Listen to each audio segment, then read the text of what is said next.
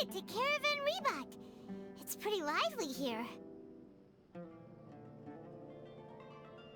So, just past this wall is the desert, huh? Oh, wow. Paimon remembers hearing people call this the Wall of Samiel. It's made to block sandstorms from the outside. Oh, if it's this tall, it's gotta be the divine work of Greater Lord Rukkhadevata, right? Enough gawking. Come on, follow me. Huh? Over here.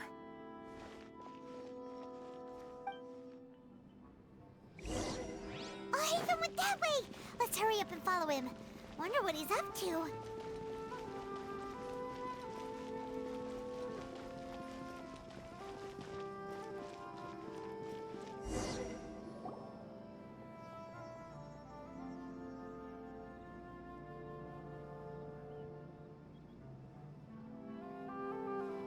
What the...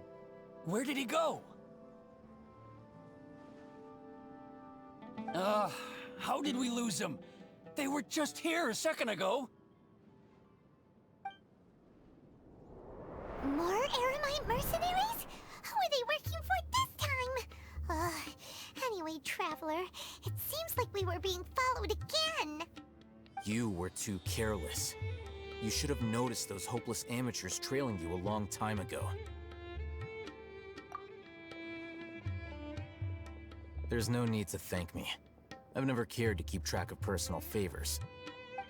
All I did was correct a mistake I happened to come across. It's a habit I developed at the academia. You really gave Paimon a scare, Al-Hatham. We never thought we'd run into you here. Last time we met at Port Ormos, didn't you say you were going back to the academia? Wait, don't tell Paimon that you're here to take us back on their orders. Oh, so you've already landed yourselves on the academia's hit list. I can't say that I didn't expect it. However, had I wished to turn you over to the academia, don't you think you'd already be the Eremites' honored guests by now? Oh, right. You do have a point. I have no interest in running errands for that project. As a scholar, I've always belonged to the camp that promotes researcher autonomy.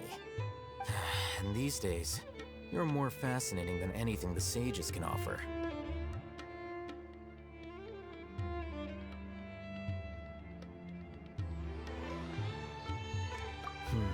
Not quite. To tell you the truth, I'm still investigating the Divine Knowledge Capsule. Unfortunately, I've run into some difficulties. Everyone says the capsule originated in the desert and was eventually moved to Port Ormos. If I am to get to the bottom of this, I must understand how the capsule first came to be. Which brings me back to you, and why you're so interesting. The leader of Ain al-Ahmar used the Divine Knowledge Capsule right in front of you, and upon seeing him, your expression became perplexed, and you were lost in thought for quite some time. To have that kind of reaction, I think you must have realized something. Are you interested at all in sharing what you've been hiding from me?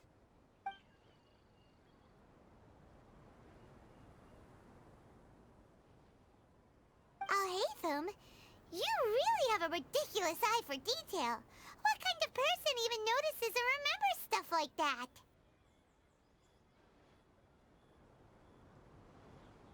So that's your answer. Well, I do work for the academia after all. So considering that, it is indeed wise to keep your cards close to your chest. But that does prove you do have some undisclosed information about the Divine Knowledge Capsule. Am I right? No matter. Rather than simply learning the answers from you, I'd still prefer to investigate on my own. Speaking of, you two are also headed to the desert? That's right! We have the same plan as you! But we don't really have any concrete goals at the moment. Then I'd suggest starting with Aru Village. It's the largest settlement in the desert, so it'll probably have more resources and intel than anywhere else. Well, would you like to head there together? It's always better to travel with someone you know. Let's go!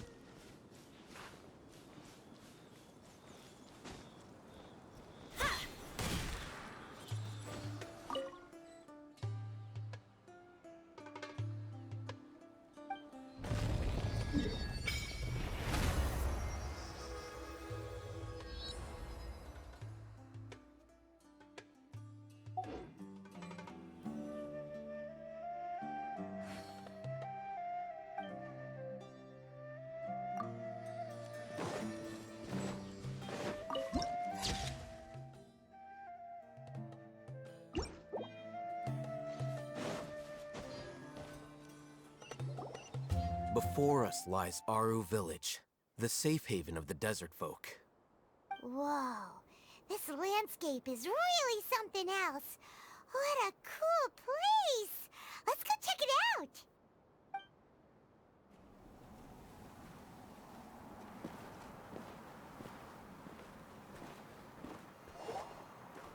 Wow!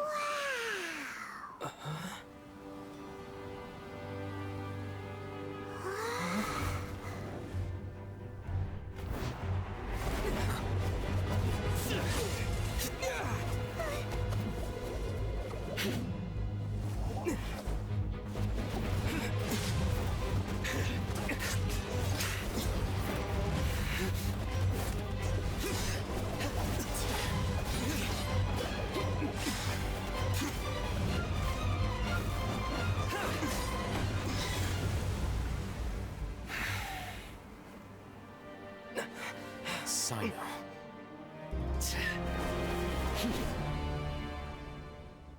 Unless my memory fails me, we have barely spoken 2 words to each other before now at the Academia. Would you care to enlighten me as to when and how I invited the General Mahamatra's wrath? Oh, Hatham. Do not think you can escape my judgment, just because you managed to escape my attack. Judgment? So that's how you'd characterize your actions here, is it? Or would elimination perhaps be a more accurate description? Had I used my full strength, not even this traveler would have been able to stop me. Though styled like an assassination, I sought only to ensure that my target would be unable to flee or resist.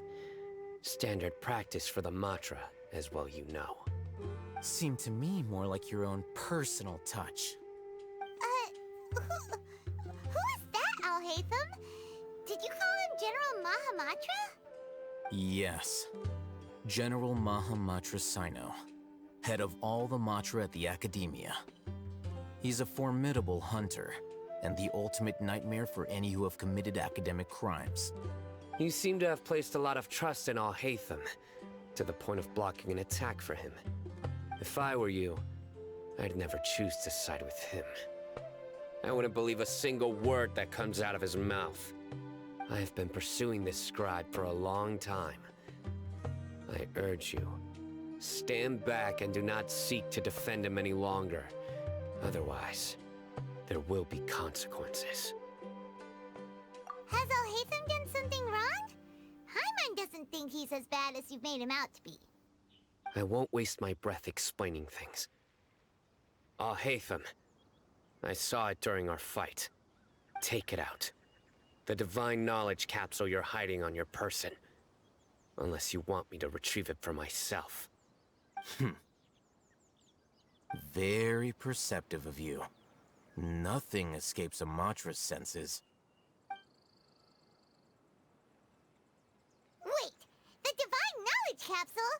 Didn't it fall into the Matra's hands in Port Ormos?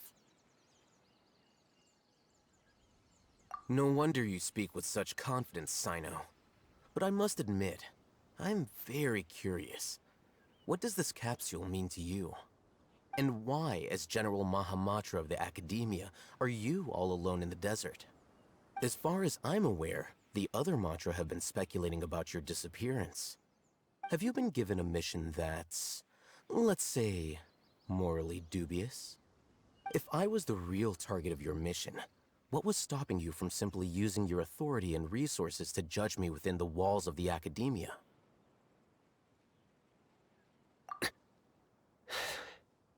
I should have known you'd be difficult to deal with. You two? Ugh! What you would do, Traveler? Paimon feels like we can't trust either of them. Ahem. Well, look at you two, acting all tough and self-righteous over there. Wait, Dia?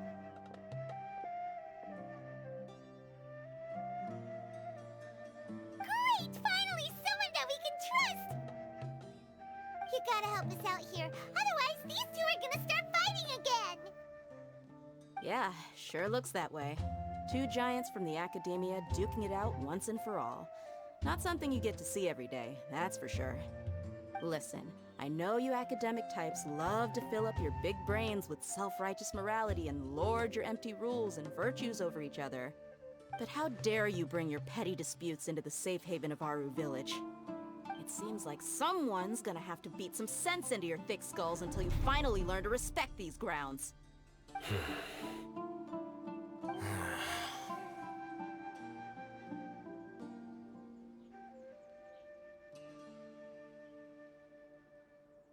Hey, did either of you hear a word I just said?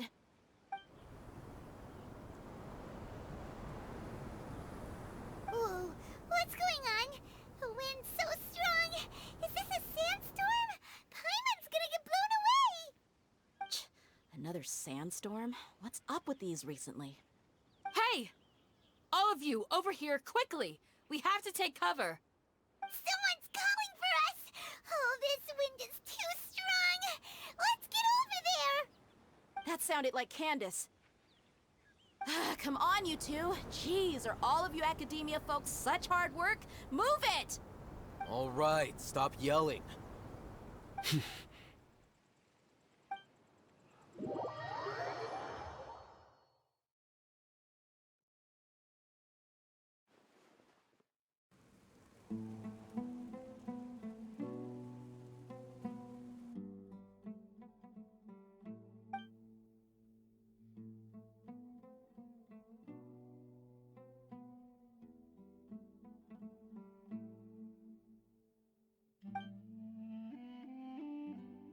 Well, this is pretty awkward. Hey, wanna play sardines with 3 people who wanna tear each other limb from limb?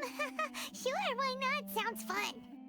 The air is so thick and heavy.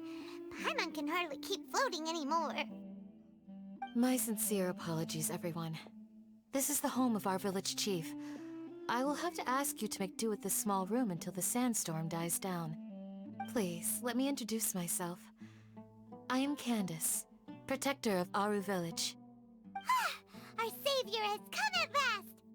Nice to meet you, Candace. The name's Paimon. Thank you so much for helping us. There's no need to thank me. It's only right to help each other when the weather gets rough. Wow, she's so gentle and caring, like a nice older sister. Unlike those guys over there. All right. Now that we're all better acquainted, we should return to the topic at hand. As a guardian charged with the responsibility to protect my fellow villagers from harm, I was observing your conflict from afar, even before the sandstorm started. And now that you have set foot within our village itself, it is all the more my responsibility to make absolutely sure that you pose no threat whatsoever to us. So please, have an honest and sincere conversation with one another, and put your hostile feelings to rest. If anyone dares to start anything again while they are under this roof, I will not hesitate to send them out for some quality time with the creatures of the sandstorm. Oh, on second thought, Paimon may have misjudged Candace's character. And that goes for you too, Miss Dia. Do I make myself clear? All right, we got it, Candace. That's what I like to hear. So, which of you will begin? I was supposed to be a mediator, but I might have gotten a little too involved just now. Anyway, one of those two should probably start talking. Wait, that was you trying to be a mediator? I have nothing to hide, so there's no shame in explaining myself. While Alhaitham wasn't wrong about the other Matra not knowing my whereabouts, it's not because I've been assigned a morally dubious mission. Rather, I've chosen to exile myself. Huh? Exile yourself? A little while ago, I discovered that there was data missing in the Academia's project planning and development files. What little they did report clearly did not match the project's actual progress. As General Mahamatra, I had the responsibility and authority to request an audit. However, to my surprise, the person responsible for the erroneous data was none other than Grand Sage Azar himself. I tried to investigate the issue myself before submitting a formal audit request. But I soon found that all leads and potential pieces of incriminating evidence were carefully concealed from me. I began to realize that they were cautious of me from the very beginning. Unsurprisingly, the Grand Sage rejected my audit request as soon as the submission reached his desk. He even said to me, "The power of the General Mahamatra is granted by the sages. You have no right to judge us." So they really are up to no good. I realized then that to the Grand Sage, the Matra are nothing more than tools for the sages to assert and maintain their control over knowledge. The vows that we took, the principles that we strive to uphold, they are meaningless to the academia of today.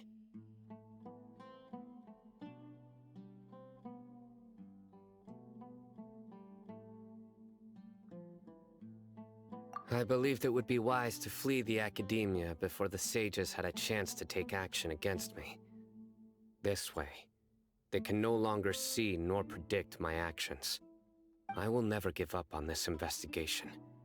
There's no need for someone else to give me power or authority. Once I find the truth, I will administer judgment by my own name. Sino seems to have the same goal as us. We're all investigating the sages. Plus, now that he's no longer the General Mahamatra, he somehow feels a lot less scary.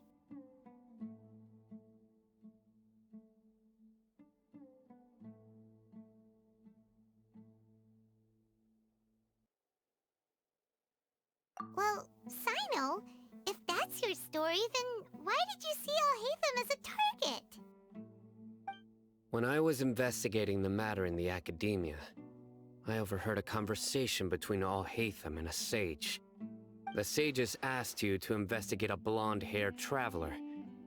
Do you dispute this, Alhaitham? What? Like many parts of the project, this assignment was undocumented. Now throw in your suspicious behavior with the Divine Knowledge Capsule, and I think we deserve an explanation.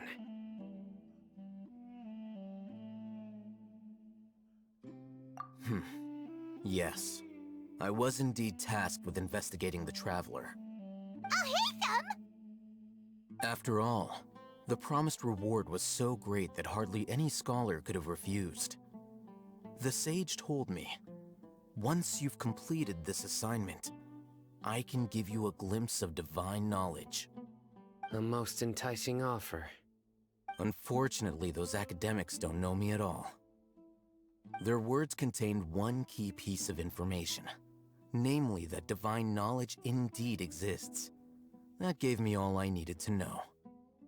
From my perspective, the sages are far from trustworthy.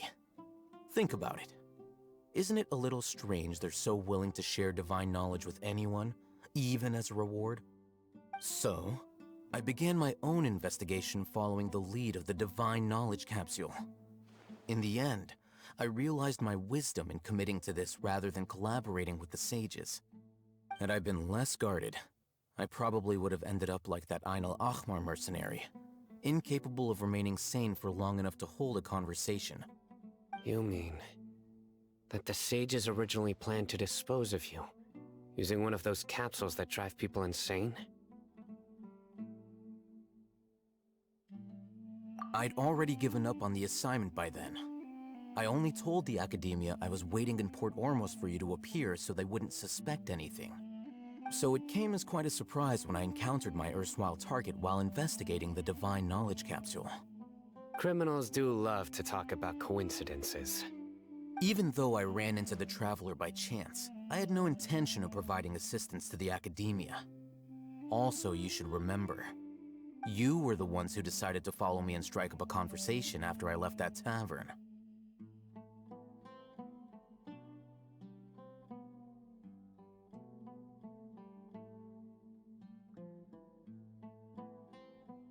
That's true. Alhaitham helped us out at Caravan Rebat as well. Maybe he's telling the truth. I'm willing to apologize if that's worth anything to you. I took the Divine Knowledge Capsule behind your back because I judged its existence to be a significant risk. I felt that it would be best for no one to interact with it before it had been properly studied. After all, curiosity often proves to be the most dangerous thing in this land. You should be well aware, Scribe Al-Haytham, that curiosity can also lead you to danger and suspicion. Answer me this. Did the sages share any information about their project with you? Have I not made myself clear? You and I are both distrusted by the academia. Do you really think they would tell me anything? Fine. Although you haven't completely proven your innocence, I won't regard you as an enemy, for now. As you wish. Good. I'm glad to see you two clearing up your misunderstandings. And now you, Dia. I believe it's your turn. Oh, sorry. Whatever the boys were talking about must have been so boring that I spaced out. My situation is pretty straightforward. My employer, Dunyarzad of the Homayani family, is friends with the Traveler and is currently recovering from her illness at home. I had nothing going on, so I decided to return to Aru Village for a visit. I was actually looking forward to a pretty exciting time getting back together with everyone here. But then I saw these two random guys in the middle of a pointless argument. It ticked me off, and things went downhill from there. Is that all? Well, I will admit that definitely sounds like your style. In that case, welcome back, Dia. That's more like it. I missed you all so much, Candace.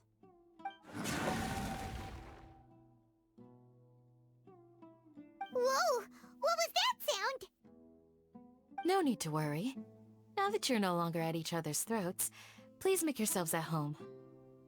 I'll take a quick trip outside to clear out some of those creatures in the sandstorm. Creatures? In the sandstorm? Are you sure you don't want some backup? Fighting in a sandstorm is not for the faint-hearted. Anyone without extensive training in these conditions is at a disadvantage. You needn't worry. Yeah, just leave him to Candace. Don't worry, she's as tough as they come.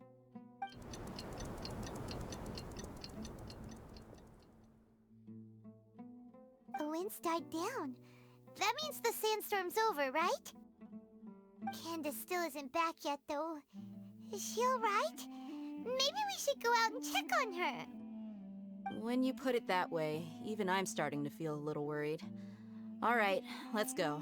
We've been here long enough, and the boys are as chatty as the floor.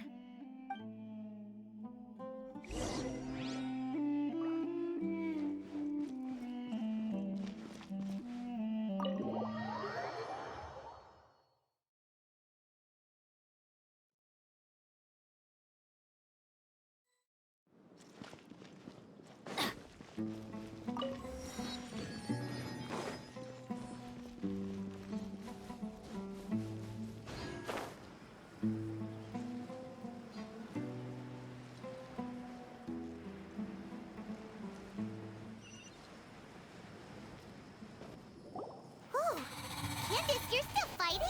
You've been out here dealing with these creatures the entire time? Yes. They just keep coming in waves. I've lost count of how many I've defeated. Ah! Here comes another wave! Leave this round to us. I got interrupted earlier, but now I have something to take my anger out on. It's been quite a while since I've seen the Flame Mane in action. I'll leave these to you then. I'll be sure to put on a good show. Let's go!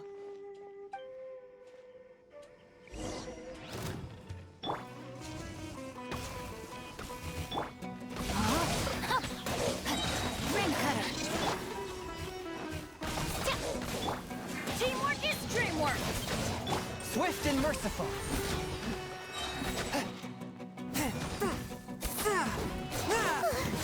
Here comes another wave! When are they ever gonna let up? A touch of frost.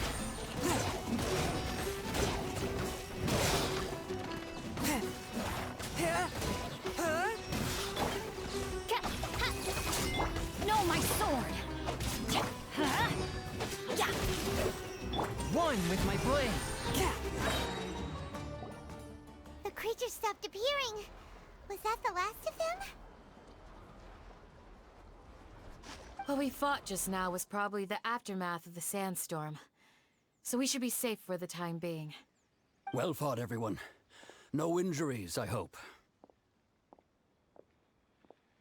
Huh? Who are you? Ah, my apologies. I haven't had a chance to greet you yet. I had my hands full taking care of the village's elderly and children. I am the chief of Aru Village. Everyone usually calls me Uncle Anpu. Sir, I am also originally from the desert, but I have not been back for some time now. May I ask if such sandstorms are common? I can't say they've always been common, but recently the storms have become increasingly severe and frequent. Besides sandstorms, we also occasionally get earthquakes.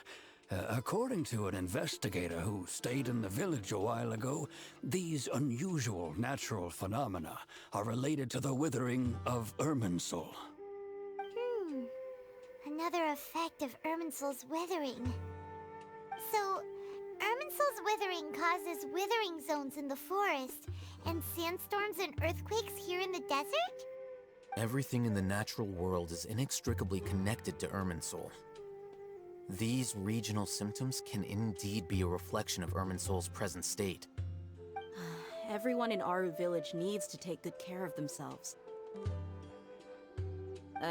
Speaking of which, why haven't I seen a single village keeper since I got here?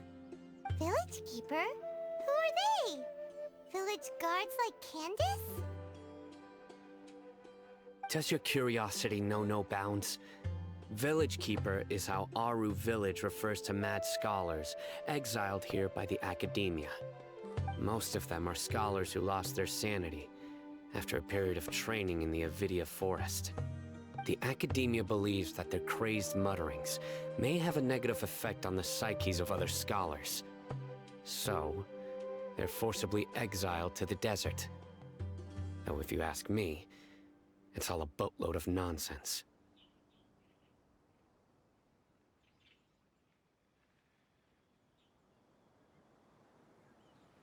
Alas, that's exactly what we've been trying to investigate. One by one, the village keepers have been mysteriously disappearing without a trace. But no one in the village has ever seen them leave. If you're planning to stay around the village for the next few days, I'd appreciate it if you could keep an eye out for them. I've had encounters with those people in the past. I'll see what I can do to help. The Matra are the ones responsible for their exile. Now that you're no longer with them, are you trying to alleviate your guilt and atone for your past sins? I'm fascinated by how you think. Mock me if you will, but if you are guilty, I will eliminate you, regardless of my position or identity. Oh, you're the former General Mahamatra. You must be an expert in these kinds of investigations. Thank you for your help. Is it because you're reminded of Hypatia? Oh, these poor scholars. First they lose their sanity, now this! We need to help get them back home, safe and sound. But, is it really a good idea to tag along with Sino? You seem like you really don't trust him.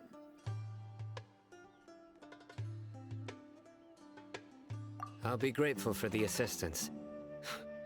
No doubt you will do a better job than some of my former subordinates. Let's start by finding a spot to share what we know so far.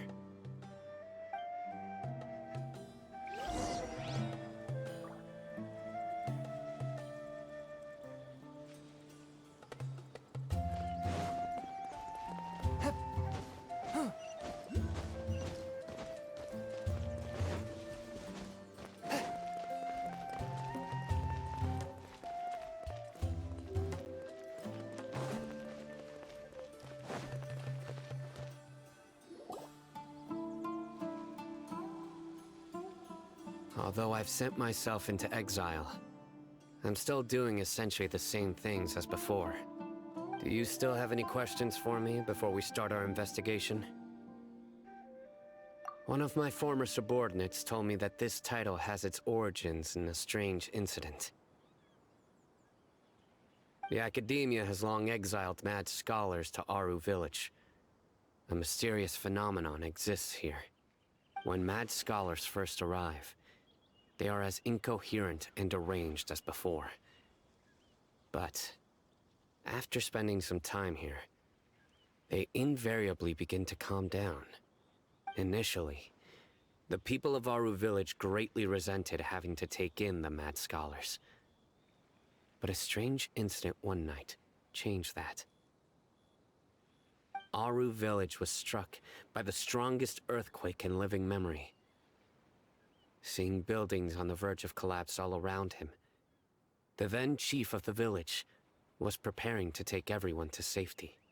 Suddenly, he noticed a mad scholar crouching in a corner, caressing the ground with his hands. A soft, green light radiated from him, like a divine glow against the backdrop of night. Despite the powerful tremors that ripped through the ground that night, all the houses remained upright, almost as if they had grown roots reaching deep into the ground. In the end, not a single building collapsed, and no one was hurt. After that, the people of Aru Village treated the mad scholars with greater kindness, and began to refer to them as the village keepers. A soft green light? A mad scholar protecting Aru Village? What do you make of it, Traveler? Paimon thinks so too. Actually, Sino, do you know if any of the mad scholars continued to wear their Akasha terminals at Aru Village? In theory, they would continue wearing them so the Academia could still monitor their activities. With that said, the main Akasha system would no longer have any interaction with them. Oh, no wonder! Everything makes sense then! Add in the fact that they calmed down, it was probably Nahida who calmed them. If you are able to draw a conclusion from this one story alone, then it appears you possess much more information than I do. So, what do you make of the story?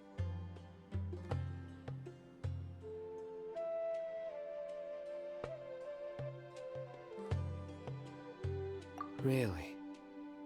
Lesser Lord Kusanali. What? You don't believe us? Lesser Lord Kusanali was definitely using the Akasha to give her power to the mad scholars! No, it's not so much that I don't believe you. I'm just struck by your reasoning.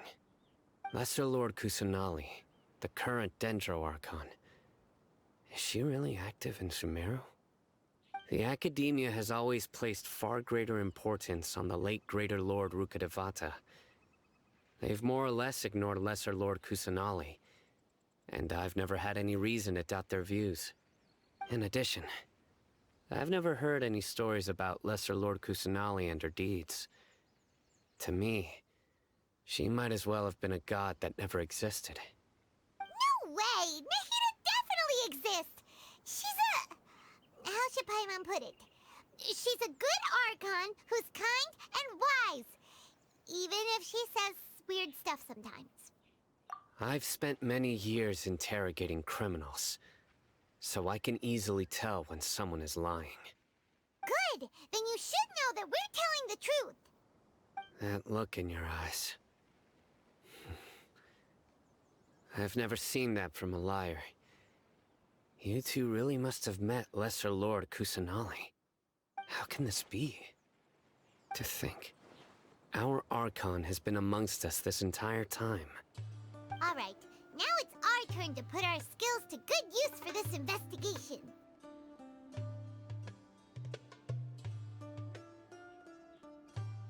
But easier said than done, especially since we don't have any leads. Maybe we can start by knocking on some doors. Excuse me, are you here to help me find my grandpa? Huh? Who are you? By the sounds of it, a resident of this village. My name is Isak. You'll help me find my grandpa, right? Is your grandpa a mad scholar?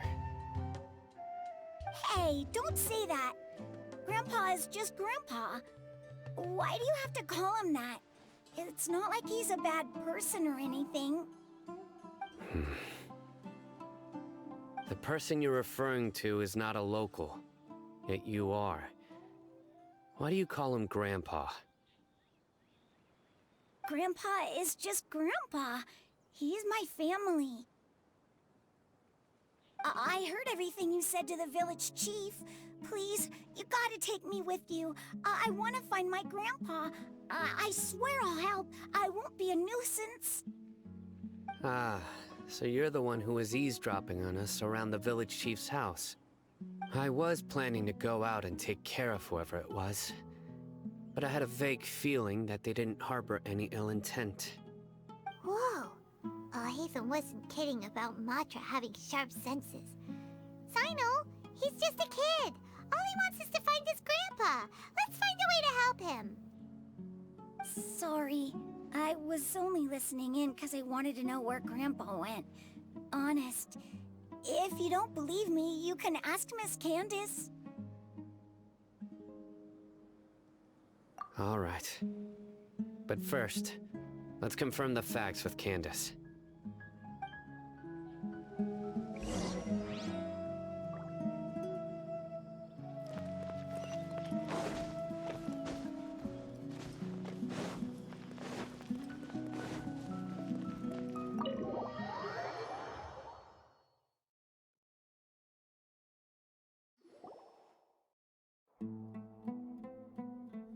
Sino is super vigilant.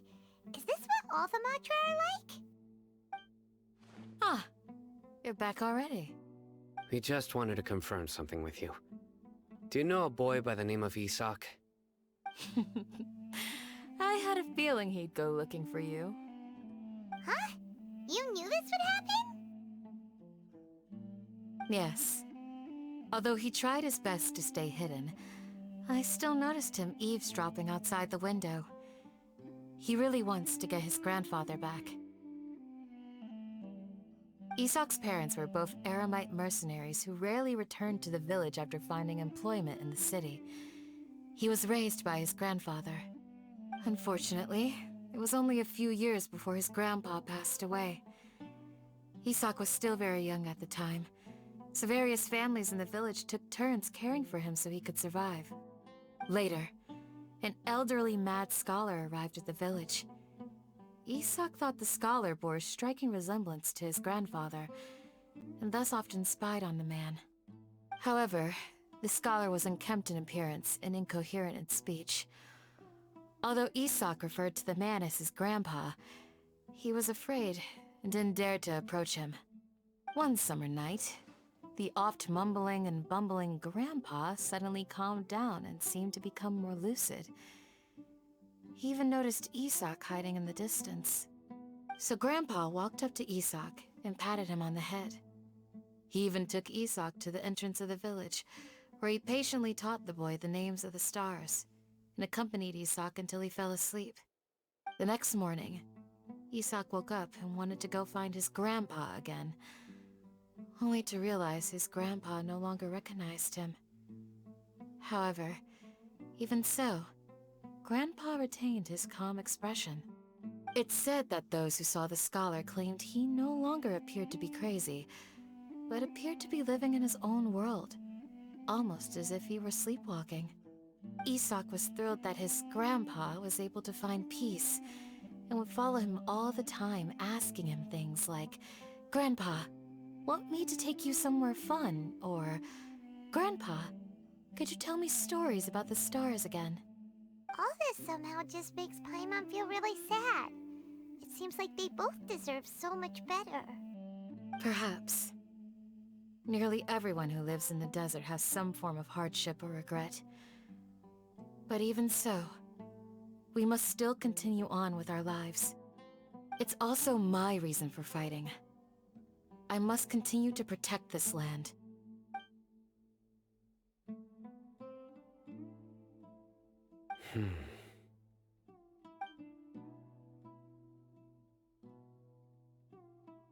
Maybe the people have always had a considerate god watching over them. Huh? What did you say, Sino? No, nothing. As long as Esau keeps his word and doesn't get in our way, we can take him along. Perhaps you are more compassionate than I gave you credit for. Please accept my thanks on Isak's behalf, Sino.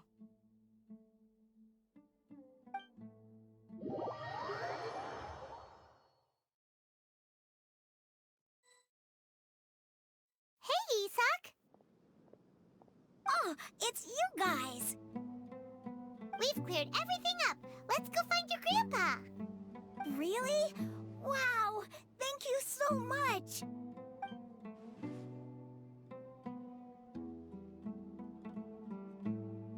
Yeah! All right. Let's ask the local residents some questions first.